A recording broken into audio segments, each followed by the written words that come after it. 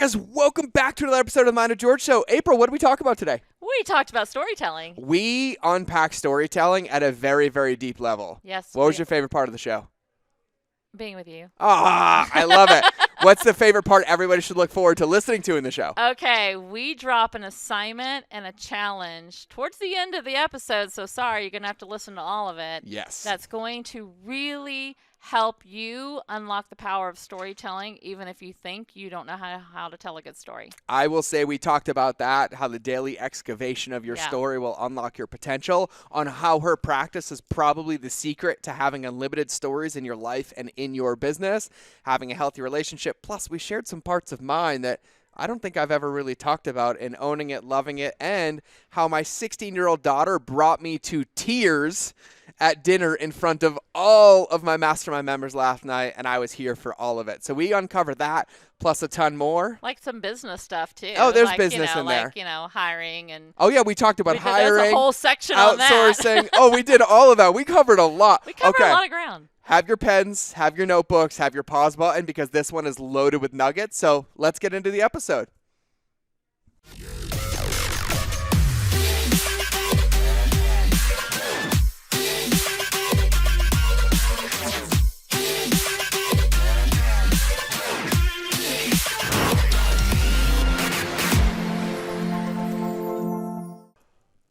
Welcome back to another episode of the Mind of George Show. This is a very special episode since I am sitting in person with this amazing guest. We are at the Lodge in Whitefish, Montana, like 10 minutes from my new home, because we just wrapped our mastermind event and we are getting ready tomorrow for the public event. And we're even going to do a live podcast where we're going to record it live at lunch and people can witness and ask questions. So that one will be fun. But I am super stoked and honored to have one of my mastermind members, one of my dear friends, and I think the person currently in my ecosystem I've known the longest, a vegetarian who stayed even when I posted about bacon all the time. So I'm pretty honored. So April, welcome to the show. Thank you, George. You're welcome. GB. I feel like this is so easy because we've been together for the last 4 days. Yeah. In an event, and we'll get to that in a minute. But I have to ask the same question I always ask, and it's going to be great to hear it in person. So when you look back at your career, and you have had a very long career, you can go either way, your career before entrepreneurship or your entrepreneurship. But I'd say entrepreneurship probably a better tilt. When you look back, what do you feel like was one of the biggest mistakes that you made? And then how do you mitigate it now? Like, if you could go back and be like, don't do that, or what did you learn from it? What would that experience be for you? It's twofold, but it's really the same. The broad answer is investing. I didn't invest as quickly as I should have. I invested, like I take a course, that's an investment. But investing truly in my business, getting really great coaching, hiring mentors, going on transformational retreats where you actually walk away learning something. Those types of things have been really transformational. And along the same lines as investing is investing in my business through help. Yeah. Not just hiring a coach, but also hiring someone to build the sales page or to write this copy. Or now I have a team of people that help me regularly, a video editor, someone who's, doing a lot of my social media now. And even when I didn't have money to do that, I still started it. I started it with one VA, and it's grown because I invested. Yeah. I don't sit here today with any decent sized business because not doing those things. Totally. Yeah. Yeah. I think there's so many common threads there too, because in the beginning, I remember when I made like my first 6 figures, I was like, I have to keep all of it. Right. Like, I can't. No. Like I need all of it. I need all of it. So I was like, I'll do it myself. I won't invest in it. Boom. But then you lose it all. You drive yourself crazy. And you drive yourself and nuts. Exhausted. You drive yourself nuts. And then you hate nuts. your business. And I'd say, like, for me, like, hearing that, like, one of the big reminders for me was that one of the mistakes that I made was not looking at my business like a business. I looked at it like it was a business to generate revenue, but I never treated it like a business, because I would take the revenue out or try to hoard it. I'm like, oh no, like, this is something, like, I plant a garden, I want to add another plant, I have to take care of it, I have to plant something else. And I feel like that's probably one of the biggest ones. And you recently really kind of expanded your team. Yes. Right? Like, you have basically, you bought a lot of your time back. I bought so much of my time back.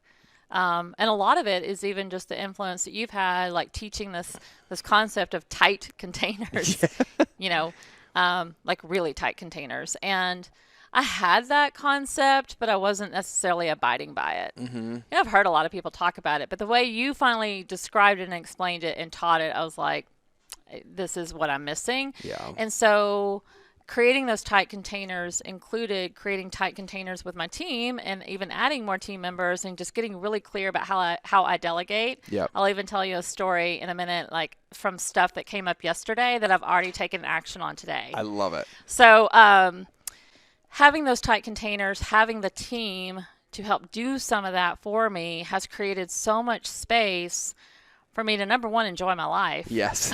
Be in Montana for 7 days.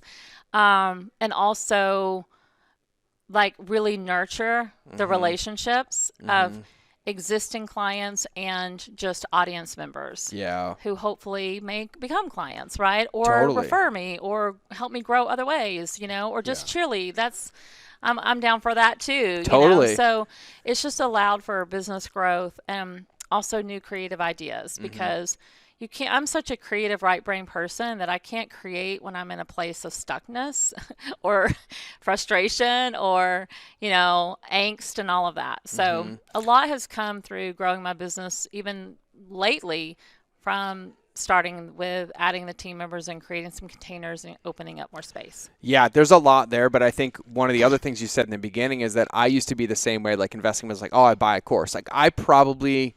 You can ask my wife; she'll tell you the number, but over $100,000 in courses that I never even opened. That you never even open or finish. Or finish or even start. I was like, Yeah. oh, buying a course will give me the answer, even though I never open it, I never implement it, I never do anything with it. Totally. But it also, that same thread, I think, applies to what you were saying, and a mistake that we see a lot, and you and I have talked about this with containers, is outsourcing or hiring with clarity. Yes. Right? Because if you go buy a course without knowing what you're looking for or what Yes. you're going to get, you're not going to get it. No. If you hire a team member and not knowing what they're supposed to do or what they should do, Yeah. you're not going to get it. And I think a big mistake I see a lot is people try to hire out the outcome. Yeah. Right? Like they not hire out the outcome, they like hire out the clarity. They're like, I need more sales. And instead of being like, well, how could I get those? Or where they come from, they're like, hey, let me pay you this money really ambiguously Yeah. to try to generate something really ambiguously so that I can get upset at you because I was so ambiguous, blame you, fire you, and waste more money. Yeah.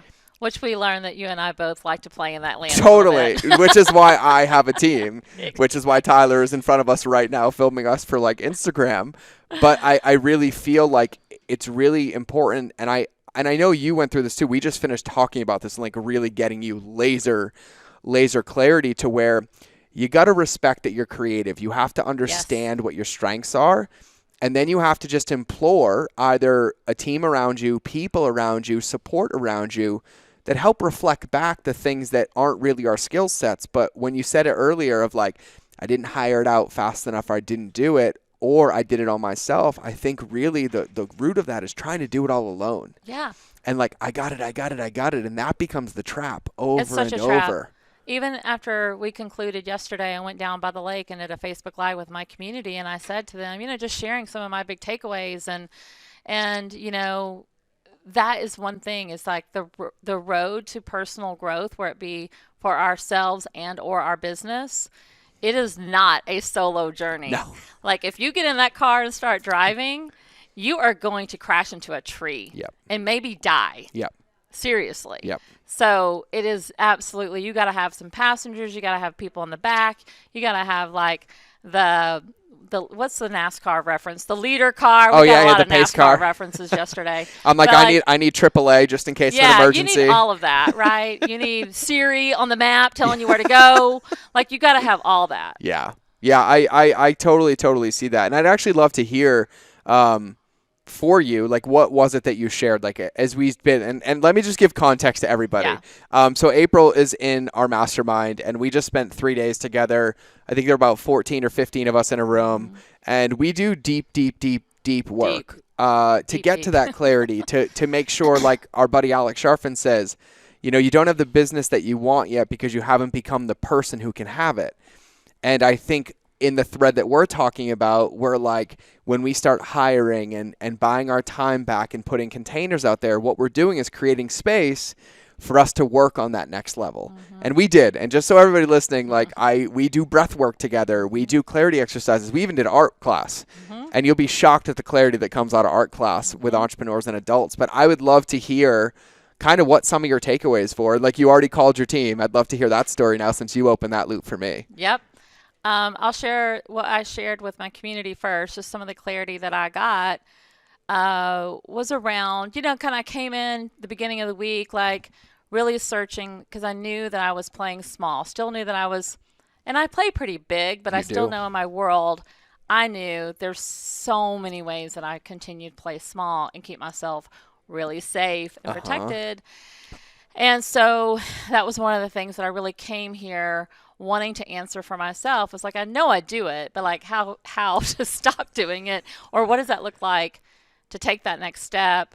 And I did. A lot of it is you get like, well, how? Like, how am I going to take that next step? What is that next step? And a lot of that is just really asking the wrong question. And so it was more about just realizing, number one, just I think that was the first thing, was having awareness around it, like knowing what your freaking problem is, and then just how, part of it is that I don't promote myself. Like, I don't talk about some of the things that I bring to the table in a way, because I think when we run our own businesses, we all have a skill set, we all have expertise, we all have experience, and then we get into this trap of like, well, doesn't everybody have that? Like, like, hasn't everybody hosted an HGTV show or written scripts for television? Hasn't everybody done that? Yeah, I did it this morning when I was bored.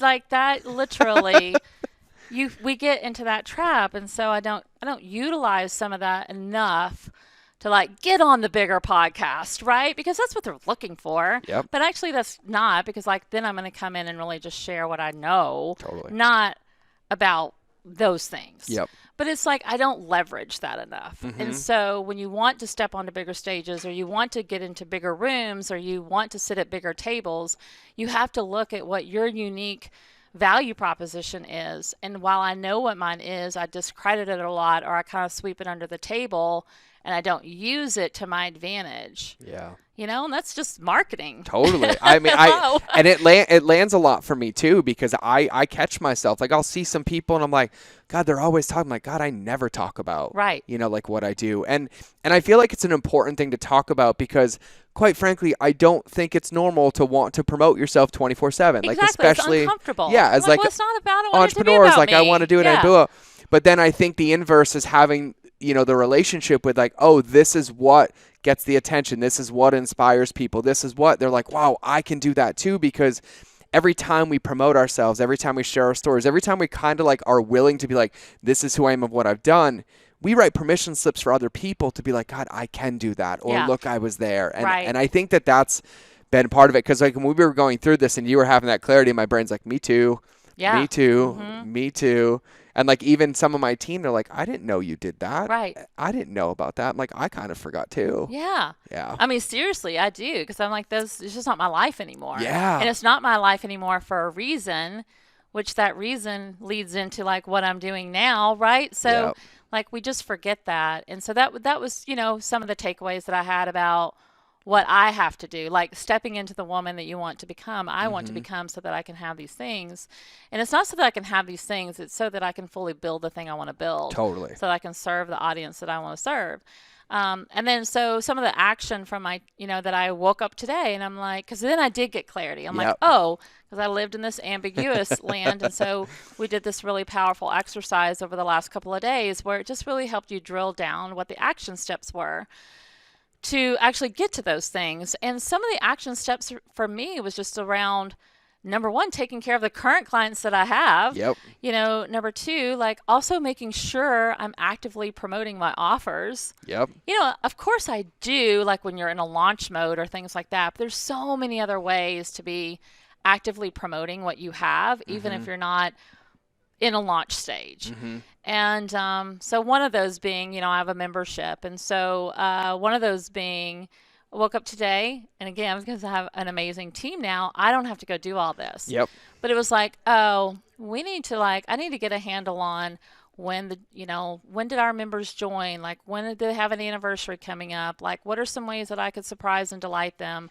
What are some ways? And so I immediately started offloading that to my team and giving them the assignments. Yep. So now that's already in action and being handled and getting the report. Actually, it's already done. My team's already emailed me back. Like, here you go. You're like, I'm trying to relax in Montana. I'm like, okay, now take like an extra they day. put the ball back in my court again. But like, they already got done, because once I have the clarity, then it's like you take action. Yep. And so when you aren't taking action, it's such a huge signal that you don't have clarity. Yep. And that you're probably playing like George and I play, right? We're Yep. living up here in our head and just being real frou-frou about stuff and not being really clear. Yeah, and I think a lot of it is like understanding your strengths. Like, Yeah. one of my strengths in marketing and in business is my ability to play up in the clouds and think about things Dream. and then understand. Yeah, like there's really two ways to get the clarity. Is either you have to willingly land on the ground and be like, cool, I have to do it, or you have to have a team or a process around yourself to allow you to ideate that process. Yes. Because like you can hear it all, ideas without execution or poop and blah, blah, blah. And it's all really, really true. And it's just really being self-aware of like where that ambiguity is coming from, because there's times to be dreaming and bring it down. And so one of the things, and I said it earlier, and we actually talked about this a lot, and it's the first time I've said this when you guys were in the room. I was like, you either have to outsource the input or the outcome. Mm-hmm. Right? And really, but what you just said is that all of our action comes from clarity, and any stuckness, stagnation, frustration, anxiety is basically we have an energy or something to be given somewhere, but we don't know where to put it. Yeah. We don't know how to go do more family time, or we don't know it's about to go fill our tank, or to do breath work, Yeah. or to go work out, or to go launch a program, or tell my team. And you said something earlier that I would kind of love to hear, because I know what I struggled with hiring my first employee years ago is always like, oh, I want you to do all the things, right? Like I wanted to offload so much, but I didn't even know what to offload. Totally. And then I would go through employee after Oh, yeah. employee, assistant after assistant, and then I was like, oh, I'm the common denominator. Like, Yep. there really can't be this many bad ones that I Nope. found. I'm like, I need to look in the mirror. Yep. And so how did you go about going from like just to one to like everything? Like, what was that process like for you to get yourself to where you are now? Yeah. To where you're like, I have an amazing team. I have all this time. I'm coming to Montana for 7 days. Yeah. Well, I also made those same mistakes. I hired people and paid them whatever they wanted, to Yep. charge me. And then I was like, well, you just tell me what you think you can do. You tell me what you think, would help me in my business. That's like the worst thing ever. Yes. Talk about ambiguity once again. So I wasn't clear. Again, this goes back to tight containers. Like, once you start to understand where you're leaking, and you have to just evaluate that. You have to like get really honest with yourself and figure out what are the tasks that, as you call them, queen bee roles, that I can't really outsource. Yeah. Like, I'm the one that has to get on the client calls. Yep. I'm the one that actually has to create the content because it's my intellectual property. Yep. I'm the one that gets to, because this is a choice, have some fun around the creativity of things. Like, I direct the brand a little bit. I direct the vision of the videos a little bit because I have a little bit of background doing that. We'll so get that's there. really We'll get there. important. But those are those things that may not be a income producing needle mover, but they're extremely important to me. Yep. And that gives me oxygen. Yep. So I need to play in that space because it allows me to continue to be very high vibe in my business. But definitely the needle movers, being on the client calls, creating the content, creating the programs. I'm doing a large event in my community next week. So like I have to like plan that and think about that, work with the speakers, work with all that to make sure. No, I'm not really behind the scenes of that event, but I'm the brainchild of it, Yep. right? And so those are my skill sets, those are my strengths.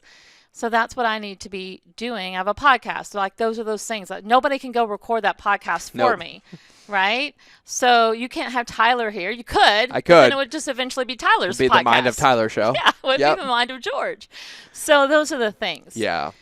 And so in the beginning, I didn't do all that. I was just like, I literally was waiting for the VA to tell me Yep. what I needed. And so that was a horrible, disastrous couple of VAs that I went through. Not that they were bad VAs, but I was a horrible boss. That's Yep. really what it was.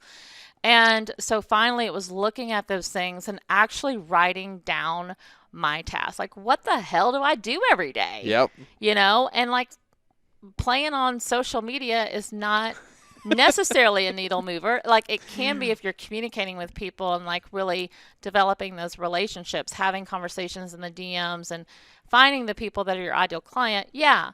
But then, you know, pressing publish on a post that could have been pre-planned and pre-scheduled months ago, which we now do. Like, yeah. That's a task I can offload. Totally. So that's how I started to create space in my business, because I was doing all those things. So now that someone's in the business doing that for me, it's just created so much more space so that I can come to Montana. Like, I'm in Montana and stuff is still getting published to social media while I'm away, but it's relevant, you know? So yeah, you have an event. I have an event next week, so promotion's still happening. Yeah. You know? No, I love that. And I also, you know, there's so many threads underneath that one, but I think it's really, really imperative that we have an honest conversation with ourselves about where we spend our time, because none of us are above it. Like, all of us, like even my friends that do 500 million a year, and their systems and processes, kings and queens, they're like, no. I was on social media too much. Like, I was just kind of like my favorite one, looking for inspiration. Yeah, right? that like, came up. Yeah, that came up. Quote unquote, looking for inspiration. Yeah. And then I respond. I was like, well, consume your intuition. Yeah. That's the space that you need. And I think I'm going to ask you a question about this, because I would kind of love to hear this, because this came up for me, but I always love everybody's perspective. One of the things that I struggled with a lot that I don't anymore was I was setting unrealistic expectations to my outsourcing, right? And so I had this like fear of letting go, because I was like, well, what if it's not perfect? Or what if it doesn't look like this? Or what if it doesn't go as planned? Like, how do you mitigate that? And what was that feeling like for you? Well, in the beginning, it is hard. Yeah. I mean, you know, because this is your baby, especially as entrepreneurs. We've built these businesses from our head and then the ground up. You know, a mutual mastermind member, you know, Julie, I was at lunch with her today, and she's built this amazing business truly from her desire to lose weight and get fit. And I told her today, I'm like, Julie, you've built this business from your body. Yeah. Like, it comes out of us, Yep. you know? And so it's hard to let go of that control in the beginning. And especially if you're a communicator, you have a certain voice, you know? And I've hired copywriters and people to come and do that thing for me before. And that's when I realized that's not where I need to outsource. Yep. Someone else, that may be where they need to outsource. That wasn't it for me, because I'm so particular about my voice and how it comes across. And you know, I want to Aprilize everything, and no one else can really do that for me, and that's important to me. So it could be a needle mover to outsource that, but I choose not to, because I outsource other things. So you have to, I think there's some give and take in there, Yep. but you also have to learn to, like, you have to indoctrinate your own team. Yes. You have to really show them and teach them and be patient with them and not have these high expectations. The expectation is that you actually have to be the leader and the CEO of your business, and you can't expect them to read your brain and be mind readers. They're not. Yep. And so really evaluate that. And so once I started to realize those were all the mistakes that I made before when I didn't hire well, then when I really made the commitment to make that change and do better, those are things that I've put in, to the point that while I was here this week, and that I do have a person on my team that helps me write the emails now. Yep. And what's shocking about this, George, is that English is not her first language. She's probably better at it because and it's she not. really writes these gorgeous emails in my voice that, I mean, nothing really has gone out where that I don't put my final stamp on it. Yep. But this week, I haven't actually had a whole lot of time, because they're pushing so much stuff out right now because of our event, that I finally sent the two of them, one for my social media and one for the email communications. I sent them both a message, and I was like, I trust you. Don't wait for my approval, because this week is too critical. Yep. So just get it out. Like, what's the end of like, what are they going to screw up? Right? It's social media. It's an email. Exactly. Like, we're not going to burn the house down. Totally. It's 7 days of me being gone. I have to show them that I trust them. And I think there's so much gold in that. I totally agree. I mean, for me in the beginning, I had unrealistic expectations of myself. And so then I would pass those down. Yeah. And then it took me, 10 years to learn that no one is ever going to love my business as much as I do. Nobody. That's my job. That's your job. That's your my Queen Bee job. role. That is my Queen Bee role. And all credit to Mike Michalowicz on Queen Bee role. If you haven't read the book Clockwork, it's an amazing book on where you figure out how to spend your time. But then once I really started to understand that, I was also getting frustrated because I was outsourcing too much, like ambiguity and pressure. And I was like, it's also not my team's job to own the vision of my business. No. Their job is to come in and they're like, I'm a part of the team. I want to play. And you said something so important that I don't think enough people talk about. And you say, you have to indoctrinate your team. Just like we indoctrinate our customers, customer journey. You have to give the team that training. And you don't indoctrinate your team by being like, here's an SOP. No. Here's a boom. It's like, you got to get them into the culture, right? I get them into the vision. Yes. The vision. Yes. And they have to feel a part of that vision. And they had to feel it from day one because, I mean, I actually hired from that standpoint. As you should. And if they didn't see that vision or believe in my vision, then they would not have gotten hired. I mean, a tangible, and you'll hear this for the first time, but like you're at an event that we're running, right? My staff, you've seen my staff. I have 5 staff members. We ran an event 5 times this size with 13 staff members, and it didn't even come close to the efficiency in this space. Yeah. And there were some culture vultures that snuck by, right? And they were initially indoctrinated, but it's always like, hey, are you still in with the vision? Are you still here with this? Because at the end of the day, we're all out here playing a game, and there's no guarantee you win the game. But there's always a guarantee that you can train with the right team and play with the right team and stay with the right team. And I think that's such an important point. Like now, when people come in, I mean, we're like, hey, listen to 10 podcasts of George and make sure you can stand his voice. Yeah. Because he talks a lot. Yeah. And you got to get used to that. You got to get used to me talking a lot, right? And everyone's like, no, we love it. We love it. We're like, oh, if you pass the George test, then you can come into the team. Yeah, that's an indoctrination. Yeah, yes, I absolutely. love that. I absolutely love that. And kudos, too, because, one of the things that I think is really interesting, my Queen Bee role is to create content, right? Mm-hmm. Like at the end of the day, my team is like, you're the relationship guy. Go be in relationships, create content. And then I find other spots to play in. And I used to think that I was the only one who could own George's voice. I realize now, after having 2 years with the same teammate who does it now, they do my voice better than me because they don't have my current emotional state in that moment that I'm feeling. And they can modulate and say things clearer, and they do it. And I was like, God, you guys make me sound and my wife's like, now I can tell. Yeah. And she's like, they're so much better than you. And I was like, yeah, that's good. And she's like, I can tell when it's you and I can tell when it's them. And I love that. Well, this is how you and I are so similar because we're both we orate, right? Yep. Like we just want to talk. That's all we want to do. And so video, podcasting, Facebook Lives, this kind of stuff. I could do this all day. Me too. But because I'm not sitting here reading a script. Yep. I'm just like going off the experiences and the knowledges that I have. And so sometimes I don't even know what I'm saying, right? Like it's just like kind of an out of body experience. And then, but hopefully there's something in there that there's some meat. And so what Christine, my team member, is so good at is like taking that meat from the audio and then repackaging it into, social media content or emails or whatever.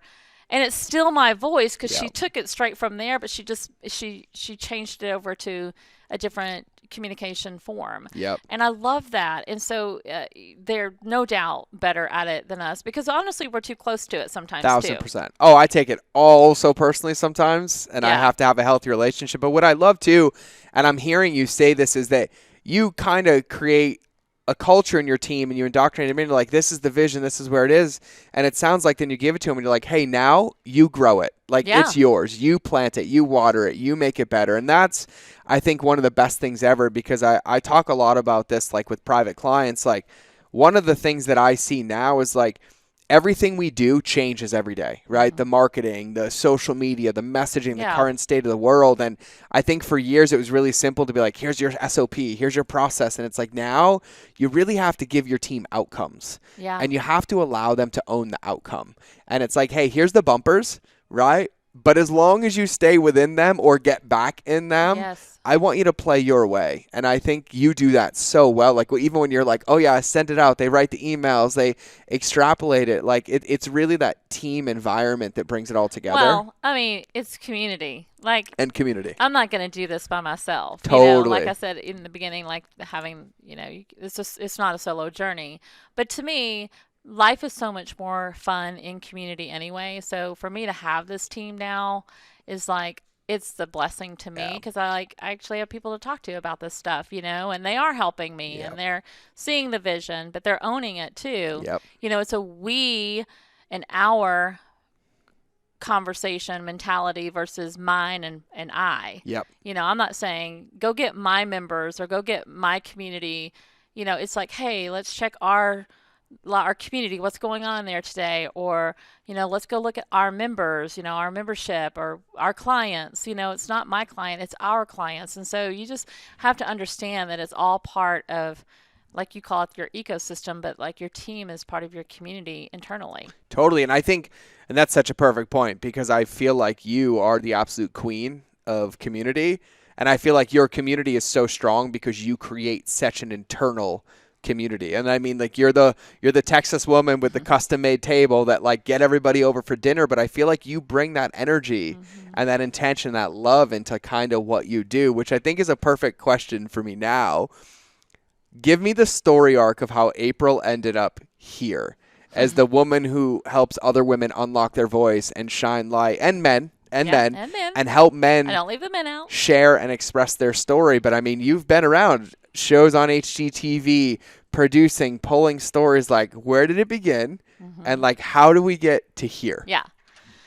Well, it is a wild ride, like anyone. Like, the road to entrepreneurship is very windy and curvy. But, I work in the world of storytelling, and storytelling, as I look back on my life now, I can see how it has been thread through everything, even starting out as a child. Just always writing in my journal and, creating stories in my journal, emoting in my journal, like really processing all those things. So words and, understanding that words had power. And I just discovered that for myself as a young girl. I have two older brothers. I have an older brother and an older sister. They were much, much older than me. So I was a third child that was really raised almost like an only child because they were just already in college by the time I was coming up. Oh, yeah.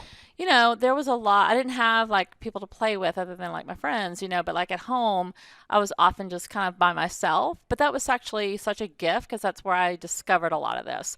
So fast forward, I really get into the world of storytelling because I was pretty fascinated by it. And I'm one of those weird people that went into college and was like really knew what I wanted to be when I grew up. Most of people go into college and change their major 20,000 times and then get out and change their career 20,000 more times. And that's cool too. That's just part of different people's path. And for me, I studied journalism and started out as a news broadcaster and anchor, worked for CBS television affiliates around the country, going out and chasing fire trucks and ambulances and bad guys and all that kind of stuff and telling really crappy stories on the evening news. And I thought, and everyone else in my life thought, she's made it, what a cool job, she's on TV. And secretly, I was going home every single night and I was having panic attacks. And I felt like an 800-pound elephant was sitting on my chest. And my husband, I think we were dating at the time, but we were there. He was with me and he was like, "What is wrong with you?" And I'm like, "I can't breathe. I cannot breathe because I am tasked every day with going out and telling bad news." And my sunny disposition. I sure I'm like, do. that is not who I am. And while I loved the work, I loved getting to go and interview people and get those stories out of them. And I learned so much like in that period of my life because I think one of the most important things that I learned that now serves me today is I learned how to get people to trust me very quickly. Because I had about 2.2 seconds before I was going to pull my microphone out and ask a question with somebody who maybe had just been accused of murder to get them to talk to me. And I had to figure out how to do that.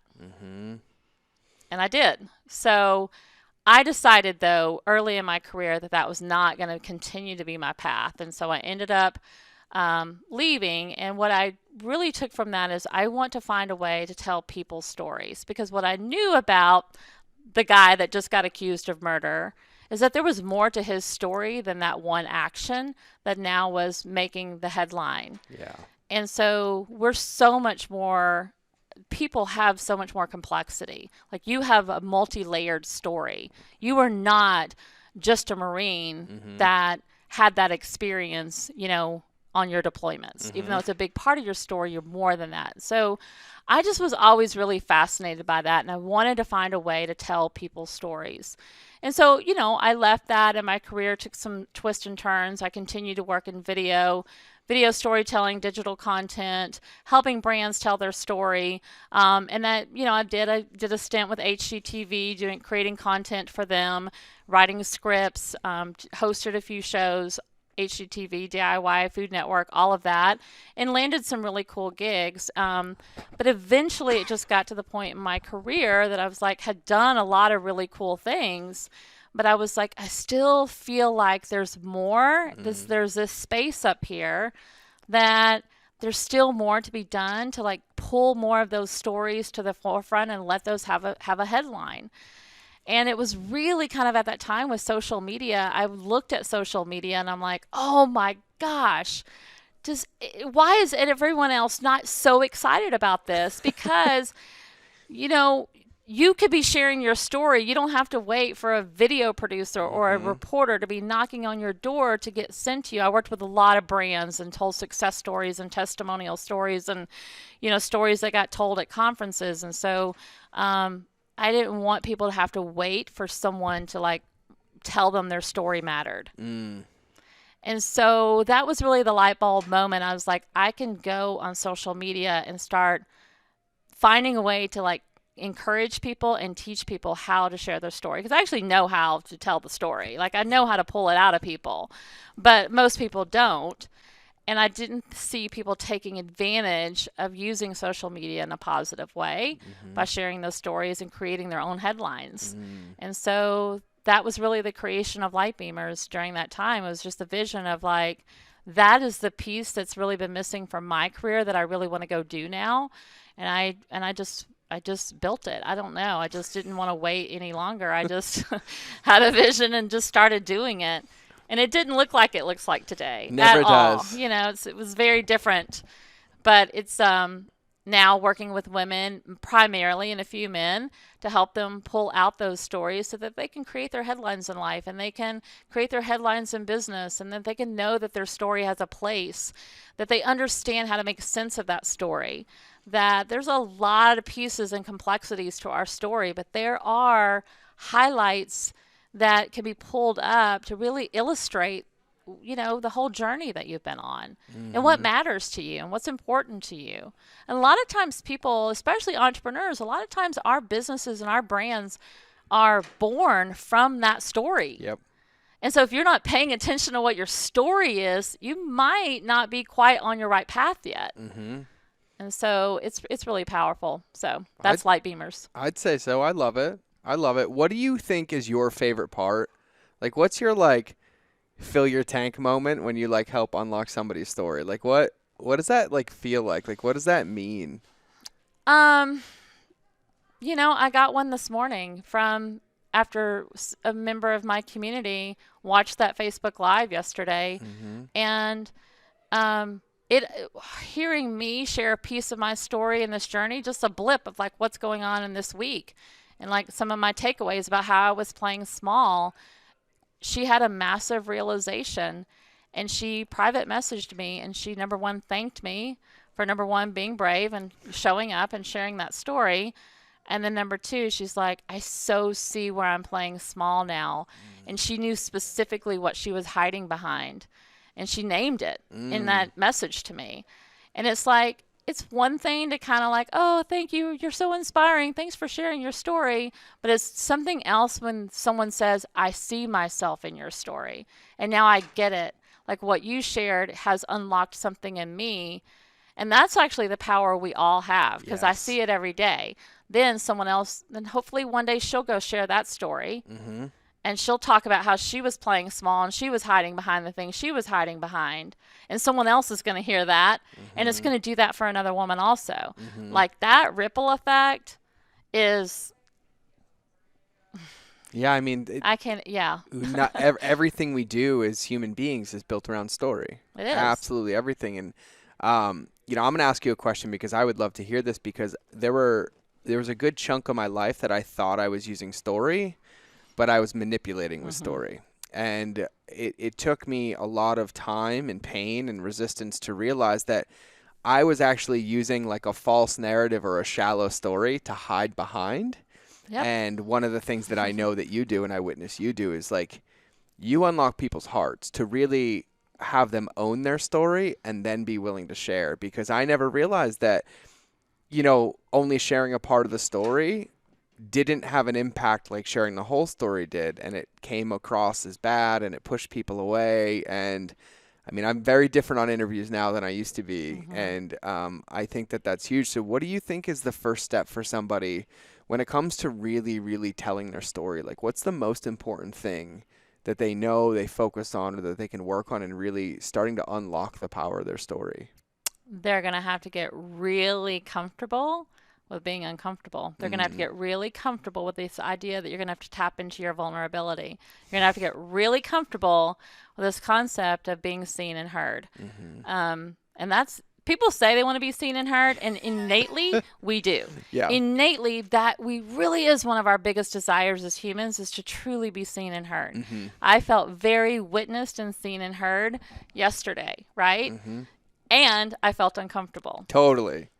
I think it's finding a relationship with it as well, because I think all of us and mostly all of us have a story, but a lot of times stories are built through resistance. Yeah, absolutely. It's not like, oh, rainbows, unicorns, cool story, right? Like it's through the evolution, the growth, the personal ascension, the developing our kind of paradigm in the world through the resistance that we face.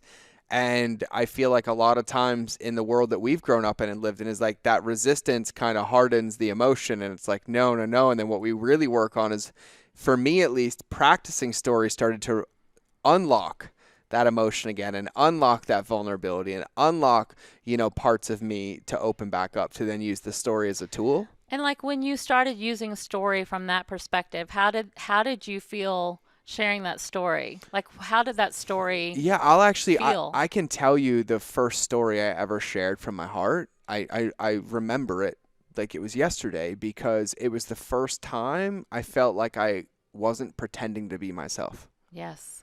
And I want to say that again, because I felt like I was pretending to be myself instead of being myself. Yeah. And so it was freeing. It was like literally getting, rocket shipped out into outer space, but with the best feeling ever. Like no attachment, no fear, no shame, no fault, no guilt. Like it was this experience that I could only really describe as living. And I would relate it to what it felt like when I held my child for the first time. Like that pure presence in that pure moment, like I don't care where I came from. I don't care where I'm going. But like in this moment, I'm holding this bundle of love that is my son. In that moment of my story, I felt like I was holding myself in the moment for the gift that I was by just existing and not having any of the story, which is such an interesting concept.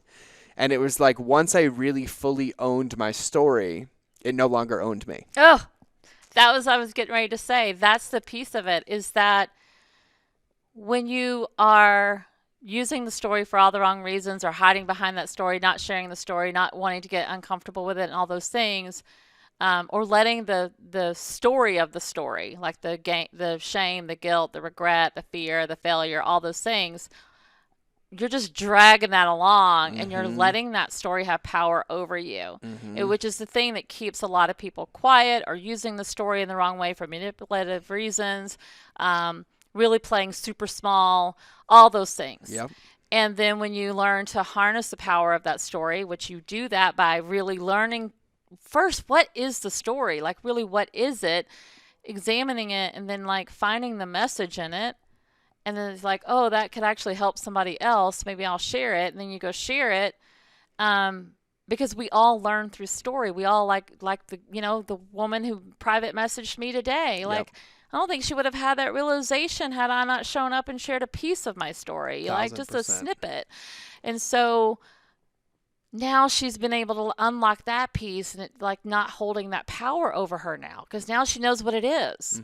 And so that's it's freeing, and it's releasing the power. And so then you have the opportunity to harness that power and use that story in a positive way that feels good. Yeah. And I feel like expressing story is a part of the process to finding the message in the story. The message, yes. And like Mel Robbins said, right, there's always a message in the mess. Like, you can hear it however you want. And I want a distinction for everybody, because I feel like the term manipulation has a negative connotation, and not always. Like, I would hide behind my story because I was afraid to feel a connection with my wife, for you, my son, my like whatever. Like, it was a protective one to hide the wound that was created when the story was created, right? It kept you safe. And it gave me this illusion of safety, right?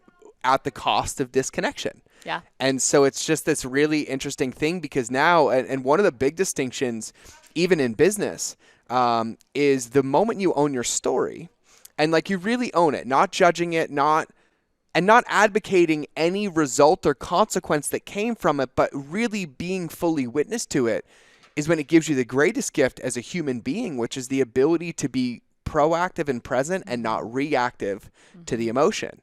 Because I mean, I've created wounds in this world. Yeah. And I do a lot of work. I do a lot of studying. I do a lot of, consciousness work and all of it. And like some of the simplest concepts, like once you nail a nail into a fence and you pull it out, the hole doesn't go away.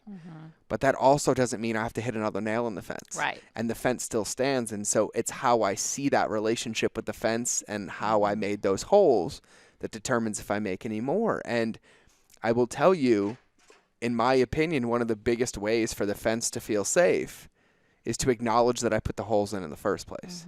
And that can only really come from fully owning the story. Yeah. Because I never struggled to own the circumstances or the label of the story or the story of the story, but then I would justify the results of the story because I was afraid to feel what that caused. Yeah. And when you say you have to get comfortable being uncomfortable, I've never been uncomfortable expressing my story, any part of it.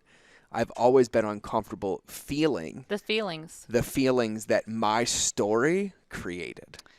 That's why there's a difference with people telling their story without emotion, and a lot of times people tell that story in chronological order and it reads like a resume. That would be me. That is not a story. No. You're not telling us anything. Yep. And it's honestly, it's quite boring, and nobody's going to listen to that.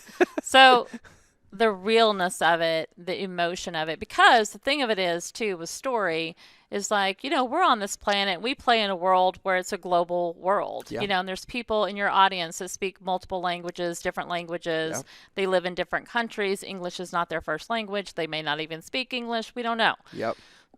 And then we come from different cultures and different backgrounds and different socioeconomic statuses and all those things. So those are all languages that we bring to the table, but we may not all speak them. But the one universal language we all speak is emotion. Yep. I know what happiness feels like, sadness feels like, fear, despair, all those things. Joy, we know what that feels like. So if you can really tap into the emotion of your story, then first of all, you got to feel it, and that's why it's uncomfortable and vulnerable. And that's what people are hiding behind the most by not telling their story. And it's the one thing that will unlock the story for you. So much truth in all of that. I'm feeling it all right now. And it's like, yep, speaking my language. Yep, that was me. I was like, I had the resume nailed, and I would even like act the resume and modulate the resume. What's really interesting is one thing I noticed too is that once somebody owns their story, they can always tell when you're not owning yours.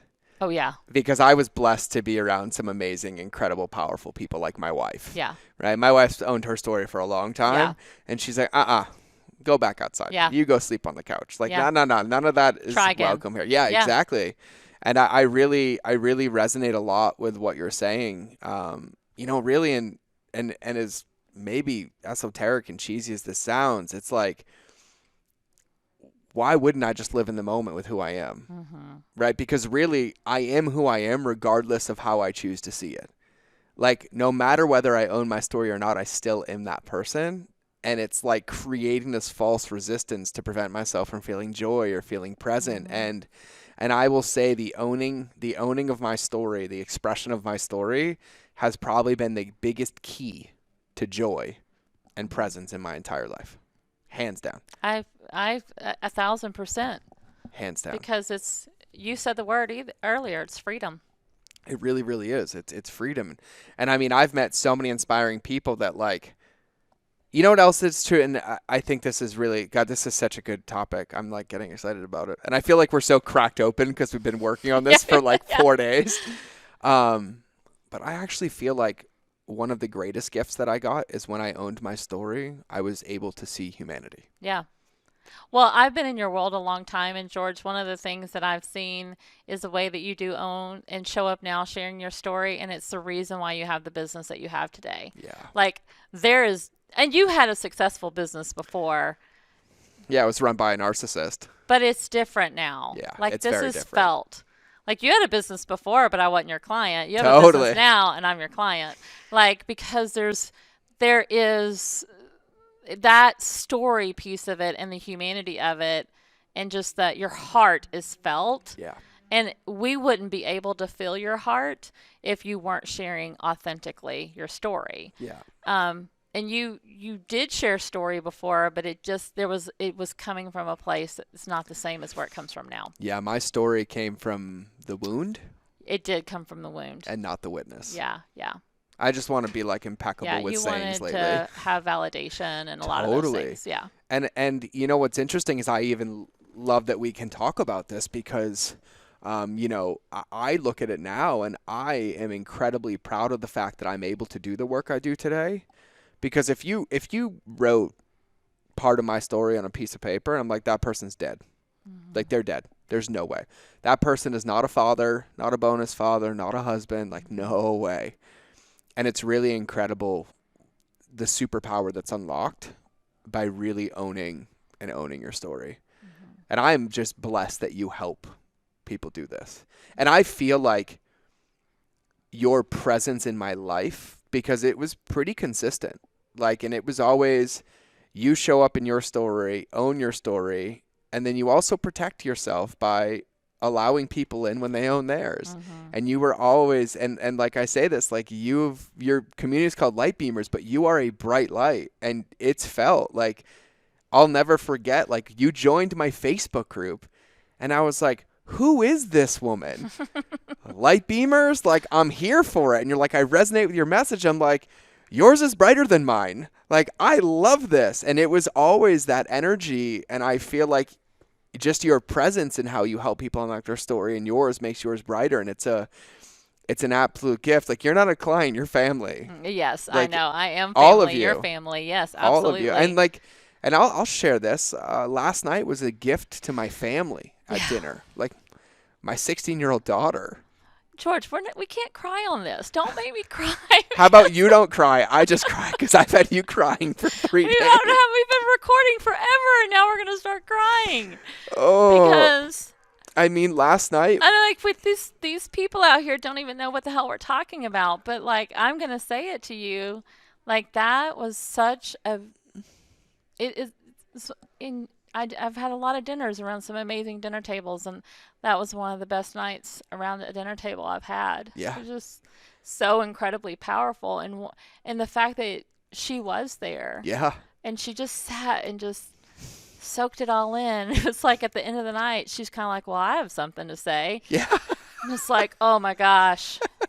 And then wow. My quote-unquote 16-year-old with an 80-year-old soul of wisdom and heart just drops it. And we even got in the car, and she's like, I had so much to say, but that's all you got. And I was like, baby, that was perfect. And I started bawling in the car. And, you know, we were driving home, and she's like, that was incredible to be in and to witness. And that's what you do. And I was like, that's what I do now. Like, that's what I do now that I own my story. Yeah. And what I want to do. And even to the point now where my wife called me this morning, and she's like, after she dropped my kids off at school, and she's like, Cheyenne told me in the car, And she's like, That was so powerful. I'm going to say this to you. And she's like, I've been at those dinners with you, babe. You've had dinners with 40 people, 50 people, 60 people, 10 people. And she's like, just hearing about the dinner, she's like, I'm so glad that you found your people. And I, like, in my brain, I'm like, I'm glad I found myself. Yes. Because that's what you really, found first. Yeah. really at the core of it. Because if you hadn't gone through the work and like doing all this deep work that you are doing, the story would have just continued to be the old crap you were sharing. And so now you have found truly who you are by examining that story and owning it. And that's what's so gorgeous about, like, obviously it's affecting and allowing you to grow, you know, rebirth your own business in a way that feels really genuine and authentic and in alignment, but also that your family, like your daughter and your wife are noticing and witnessing the change in you and what, like, how you're leading people and how you're leading them. It's powerful. Yeah, be crying all day now. Oh my gosh, I know. And like, we get to start again tomorrow. We got 50 plus entrepreneurs on airplanes right now on their way to this location. Yes. So we get to light them up with stories too. My wife's like, you're sadistic doing this 7 days in a row. It's a lot. And I was like, maybe. It's a lot. I was like, well, I know my story now, so I can do it. Yeah. I'm like, this is easy compared to some of the other stuff. I actually feel like facilitating deep transformational business work, marketing work, and like, newsflash, I don't own this a lot. Like, business is just a tool, but the human going into business is the secret. It's always about that. And I say this, I've hid behind this for a long time. Like, if you don't catch the fact that I do mindset work and breath work and personal development work and all of it, I just talk about it as we're doing work on the human, like on the car, whatever part of the car we need. The engine is the breath, you know, the interior is the work in the container, the exterior is your marketing. People. And I was like, but it's people. And I will say that, like, I've actually been afraid to own that. Yeah. And I was like, no, like, this is the work. Like, this is the work that really, really makes a difference. And I will say that facilitating that work, like watching you guys, yesterday's practice. And for anybody listening, you want to know what this practice is, you get into the mastermind, because that's about the only way you get it. Yeah. But yesterday's practice, I swear, you guys changed the tone of this town in the practice yesterday. Yeah, we all felt huge shifts. Huge.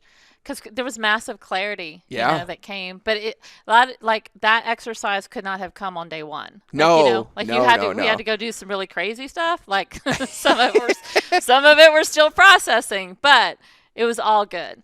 But yeah, the clarity that came from doing the work, like, and the fact that you do share now openly, right, like right now, like, this is what I do. It's about the deep work. It's breath work. It's personal development and growth and jumping in cold lakes and that kind of stuff. I didn't make you guys jump in the cold lake. Lake. Everybody's actually shocked.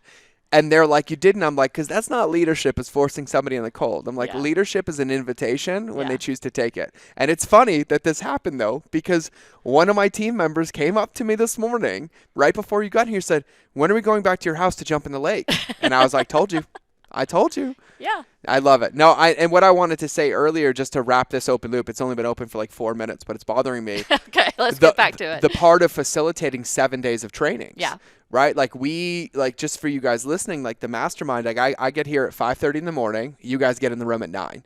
You guys leave 6:30. I get home at 10. Yeah. And those are long days. They feel like cake compared to hiding behind my story. Yes. Because the level of exhaustion that comes of trying to live a lie. Yes. Right? And make sure nobody sees me. Remember sure the version, knows. the linear story, the order of operations. Yes. And if you want to really hear it, go listen to any podcast interview I did 5 years ago or longer, and you'll get the entire story of my pain in 90 seconds. Yeah. And literally identical. It was identical. You had it down. And I still remember it. Yeah. But now when people interview me and they're like, so tell me how you got here. And I'm like, I have a cringe moment. Like, I get like goosies and like, oh, I don't want to say that again. I'm like, no, let's go here. Let's talk about how it felt and like why it came from, because I was boom, boom, boom, boom, boom, boom, this, boom, this, boom. And like, I mean, like death and destruction and addiction and all of it. And so when you said that about like the linear story, like that really, really landed. And so I think I'm just going to challenge everybody listening to really find a deep relationship with your story. Yep. And what would be a way that like people can start exploring their story at a deeper level? It's daily work. Even in my community, I provide a lot of story prompts that are different every week. And that's one of the reasons is because it's not like one thing, like one question Yep. that's going to uncover your story. I mean, I can provide like a simple formula Yeah. that helps you get like big picture view of like how to tell a good story, which is there, but really to do the deep work around story, it's layers and layers and layers and layers. I mean, like it's you got to be ready for it. You got to like really want to sign up for it. Yeah. But daily prompts and daily excavation and asking yourself some really good questions, and I provide a lot of those questions if people need help with that, to like really start to uncover some of these stories. And there are stories that we're all hanging on to, myself included, that I haven't uncovered yet. Totally. Like stuff that I've forgotten about that's probably, in my inner soul just festering and causing me to like not want to step outside my comfort zone, right? Like it's all there. But the more that we do this work and the more that we practice storytelling, it's the reason why I took the last 15 minutes of the day and pushed myself to go do that Facebook Live and in Yep. that moment share with my community, because it's like if I just hold on to all of this, like you say, I'm just hoarding the potential. Hoarding the potential. And I'm not going to hoard the potential. So like we have to practice it. We have to be in active practice of it. So a place to start is just like journaling, doing Yep. some free writing exercises. A lot of people like roll their eyes at that stuff, but you and I don't, because we know it's the work that I do works. free oration. You can do free oration. I yeah. record audios Yes, to myself, absolutely. videos, all that stuff. Yeah.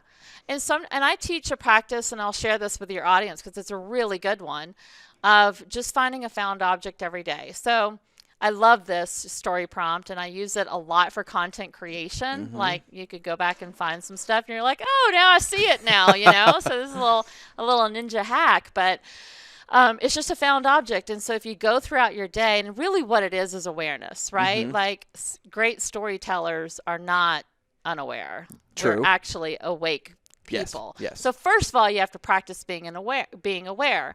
So if you're not really sure, that's why found object is really great. So if you go throughout your day, the challenge is to tell yourself to look for the found object. And a found object is anything, that's how I describe it. It's anything that jumps out at you, that is different, that is unusual, makes you laugh, makes you question, makes you curious, or you notice an exchange. Like we could be sitting here in the hotel and like be sitting across the lobby and notice an exchange between two employees and make up some sort of story about what their Totally. conversation is, right? But it's got you curious and it's got you leaning in. It might be taking a walk and you look down and there's a heart-shaped leaf. It might be looking up in the sky and seeing bunny ears in the clouds. I mean, it could be whatever, but it's something that catches your attention. Because when it catches your attention, that's a clue that there's something there to be dissected a little bit further. So I just call those things found objects, so that when you see those or you notice those, you want to take a mental note. And if you don't have time right then and there, most of us don't, you can use that as a journaling practice at the end of the day and say, what was my found object of the day? And you're going to start practicing being aware. And so when you find that found object, then I want you to tell the story of that found object. So I'll give you a really quick example. I was in San Diego, and a lot of people go to conferences in San Diego. So right there, like, where the conference center is.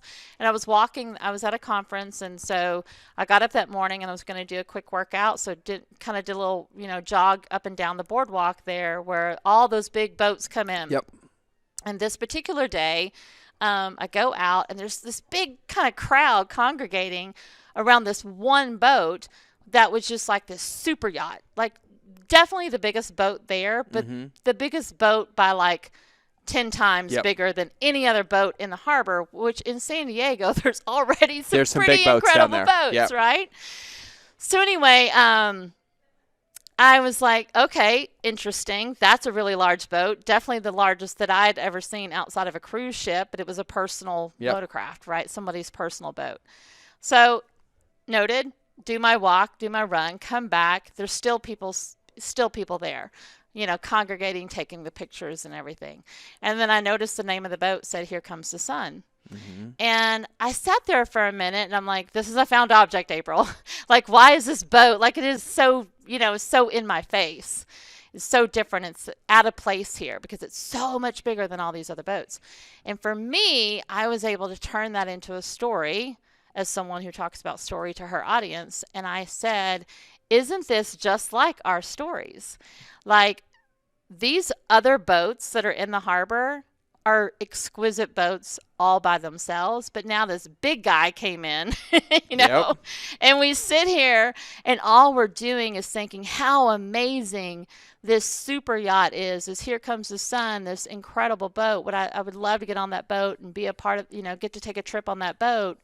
Meanwhile, these other boats in the harbor, if the boat owner invited me on their boat, mm-hmm. and invited me to take a tour, go out on the water on that smaller boat, and I'm putting smaller in air quotes, that boat is still an amazing boat just because some other big boat came in. And so that was like a story that came up for me that day around imposter syndrome and how we do that and how we compare ourselves and our stories to someone else that has this really big story, but it doesn't negate the story that we have. So there's a found object. So you could have done that same thing with a boat, and it might have been a completely different story around digital marketing or, relationships beat algorithms or whatever it may be. So good. But the first place to start is with awareness. So go look for your found objects and start journaling about them. And then before you know it, as entrepreneurs, you're going to be creating content like crazy. Storytelling based content. That's like a Trojan horse practice to like deep presence and awareness. And I mean, that is amazing. I do it regularly. That I'm going to practice. And by the way, I've seen that boat in San Diego. Yeah.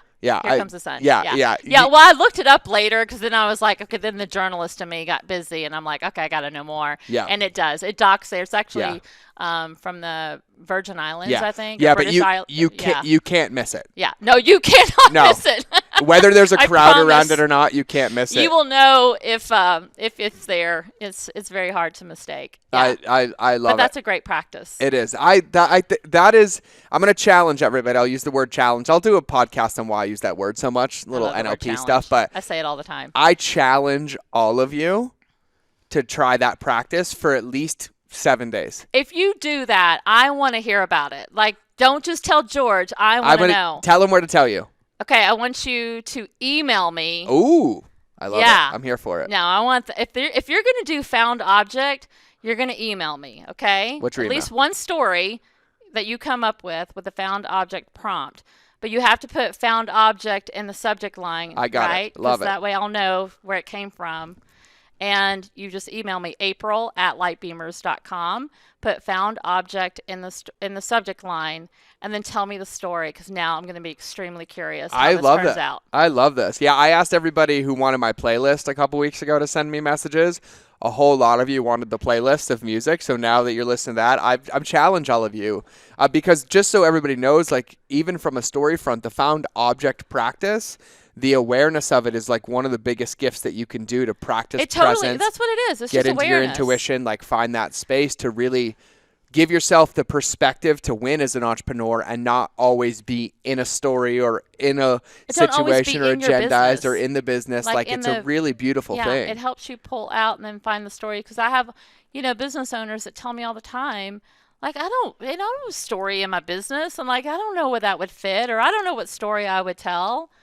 And that would be a first assignment I would give them is to start looking for found objects and how to relate that back to the business that they do and the audience that they serve, the customers and clients that they serve. Because you can make up a story about anything. You totally can, and I've learned that. So this is not, you can do this, you guys, and I can't wait to see what found objects come. Okay, so found object, do the practice, write a story, send it to april@lightbeamers.com, and just put found object in the subject line so she knows it comes from us. Okay, so I'm going to rapid fire you now. Okay. Okay. Hold on. All right. Okay. Ocean or mountains? Mountains. Favorite food? Mexican. What? Well, that's style. What dish? chips and guacamole. Ooh, were they good last night? Yes. They were really good. The green salsa was the best. I liked the habanero pineapple salsa. That one was good with the pickled veggies. Yeah. Okay, white wine or red wine? Red. I like that one. Okay, favorite book on storytelling? Oh. Like I'll let you say that book. Okay, no. I got it. What is it? I mean, I'm still going to say it. It's the Bible. Mm-hmm. Amazing stories, amazing storytelling. But that one's okay. That's that. Got it. On storytelling, well, for business specifically, because I'm going to go there, Donald Miller, Story Brand. Yep. It's probably one of my go-tos. Mm-hmm. Kendra Hall, Stories That Stick. Mm-hmm. I'm reading that one right now. I'm not finished with it, but it's really good. I'm going to give a very pattern interrupted book recommendation on this one. I'm going to say Extreme Ownership by Jocko Willink. I've read that book. Through the lens of your own story. Yes. And it's a really powerful book and something Yeah. that I've practiced my life doing. It's a really, really good one. Yeah. You and your family absolutely love to travel. Yes. You guys are the travel bugs. We love it. Dream destination. Right now with our kids, Yeah. because I have a 15-year-old and a 13-year-old, and we're like really now have that space where we have limited time. We have 7 years before we won't have kids in our house. So our dream vacation right now is to take them to Europe and do a really full-on European vacation and take them to a multitude of countries. Love it. And favorite place you've ever visited? Well, can I have two? Yeah. Okay. It's your story. Yeah. The favorite vacation that I took with my husband, that was a good location, one of my favorite locations, and a lot of people don't think this is one of their favorite locations. I've heard a lot of resistance to this when I tell people that, but is Jamaica. Had an amazing. My daughter loves Jamaica. We were in the grill, and I don't know what, it was just the perfect storm of where we were in our life at the time, but it was one of the best vacations I've ever had with him, and I thought the scenery and everything that we did there was just perfect. We had some really, really cool experiences that we don't have time to share on the show, but amazing. And then another life-changing experience trip was to Paris, France with our friend Haley, which was where my red dress came from. Oh, that's right. Another story. That's a story on your podcast. It's a story on my podcast. They can come listen to it. What's the name of your podcast? The Inside Story. The Inside Story. Yeah. I love it. Yeah. I love it. And then, I have so many, I could ask you these questions all day. I love this. I know. So I'm going to transition, and I'm going to ask you my favorite question, but I'm going to ask it in your language.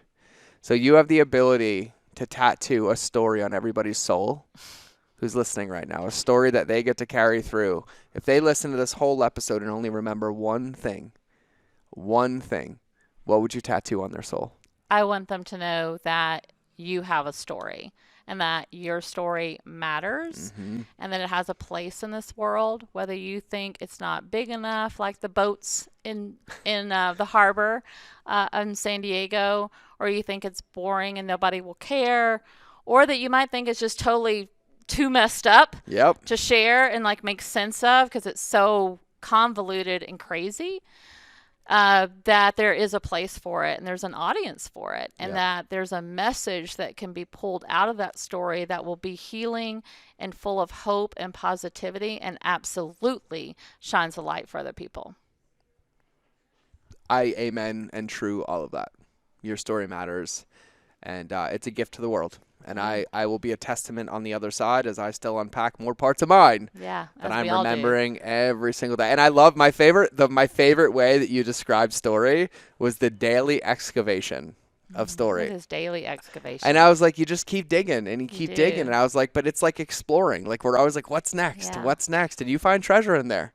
Total treasure. I love it. So you guys got some work to do. You got Found objects. Found object. You get to email April@lightbeamers.com with the subject line found object with your found object story. Come hang out in our community. Go hang out in our community. You can go listen to her podcast. There's a lot of things they Especially on the red dress.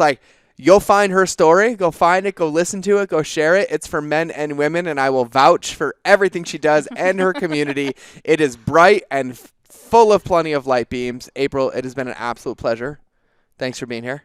Thank you. Of course. For everything. I know. We got plenty of more. We got another one of these events to plan, so we'll be there. We'll probably do Montana, and you get to experience the range of Montana already. It snowed this morning at our house. Yep, it snowed the first day. Then you had 60, 59, and 61 60 of sun. degrees, 65 yesterday, sunny and beautiful. Woke up this morning and it was freezing, and I come upstairs with some other women here from the mastermind, and I'm like, it's a blizzard outside. It's so amazing. And I literally, because my husband's coming Yeah. tonight for the event, or for the public event, and I literally called him and I said, and I'm like, this is what I had. I had a sweater. And I'm like, can you bring my North Face jacket and my boots? You know. But now it's back to not being snowing, and it's probably warm out there again. So it's crazy. That's why I love Montana. Montana weather's kind of like Texas weather. Yep. Like, stick around long enough and it'll You'll change. get 5 seasons in a day. In a day. And I love it. Yeah. I'm here for it. It's And I crazy. wear shorts no matter what, so you're good. I'm always Yeah. good. It's been a pleasure. Thank you. Thanks for being here. For everybody listening, this has been another episode of The Mind of George Show. So I'll either see you in the next episode or you will hear me in your earballs.